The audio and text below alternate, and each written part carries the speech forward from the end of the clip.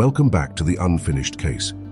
Today, we're diving into one of America's most chilling and confounding mysteries, the story of a killer who terrorized the San Francisco Bay Area in the late 1960s, leaving behind a trail of cryptic messages, ciphers, and horrifying violence. This is the story of the Zodiac Killer. The Zodiac Killer is an unidentified serial killer who was active in Northern California during the late 1960s and early 1970s. The name Zodiac was coined by the killer himself in a series of taunting letters he sent to newspapers. Unlike many killers who tried to hide their crimes, the Zodiac seemed to revel in the attention, sending ciphers, chilling letters, and cryptic messages to police and the press. He claimed to have killed 37 people, although only 5 confirmed victims are associated with him. But what drove this man? And why has his identity remained a mystery for over 50 years? Let's talk about what we know. The Zodiac's confirmed victims were young couples, mostly attacked in secluded areas.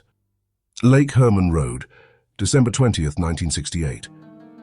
On December 20th, 1968, teenagers Betty Lou Jensen and David Faraday were shot on Lake Herman Road. This was his first known attack, and it set the tone for the horror to come. Blue Rock Springs, July 4th, 1969. On July 4th, 1969, just months later, Darlene Ferrin and Michael Mageau were attacked in their car at Blue Rock Springs Park. Michael survived and provided a description, but it led nowhere. Lake Berryessa, September 27th, 1969. This was the Zodiac's most bizarre attack.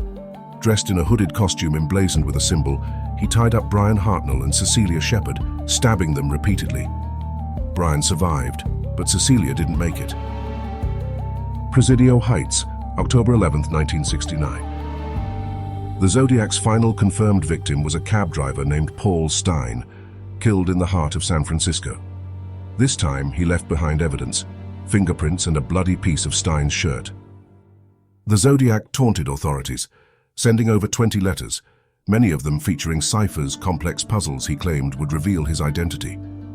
The Zodiac used symbols, letters, and cryptic language, and his letters were filled with disturbing boasts about his crimes, threatening more violence if his letters were not published. In one of his most famous ciphers, the killer wrote, "I like killing people because it's so much fun." These words shocked the public and drove the media into a frenzy. To this day, only 2 of his 4 ciphers have been cracked. The first was cracked within a week and simply revealed his desire to collect slaves for the afterlife. The last one was only cracked in 2020, revealing yet another taunt. But the meaning behind his most famous cipher, the Z340, remains unknown. Despite several leads, police were never able to close in on the Zodiac. The FBI and the SFPD followed countless tips and interviewed suspects. One of the most notable suspects was Arthur Lee Allen, a man who seemed to fit the Zodiac's profile. Allen was a convicted child molester, known to have spoken about killing and creating his own ciphers. However, DNA evidence and fingerprint testing later failed to conclusively link him to the murders. The Zodiac Killer case has inspired countless theories. Some believe he was a highly intelligent loner with a passion for puzzles. Others suggest he had military training. Theories have even linked him to other serial killers, such as the Unabomber and even Charles Manson. There's also speculation he may have had an accomplice, or that the letters were an elaborate ruse by someone uninvolved with the murders. In 2020, a team of cryptographers known as the Codebreakers managed to solve Zodiac's Z340 cipher, which had baffled experts for 50 years. While this was a breakthrough, it did not bring us closer to his identity. DNA technology has improved, and some believe the Zodiac could still be identified if any viable DNA samples can be analyzed with today's methods. However, until then, he remains a phantom, a name without a face. The Zodiac Killer case remains a haunting reminder of how evil can lurk in plain sight and evade capture for decades. His messages, his ciphers, and his gruesome crimes still captivate and disturb us. Could this infamous mystery ever be solved? Let me know your thoughts in the comments.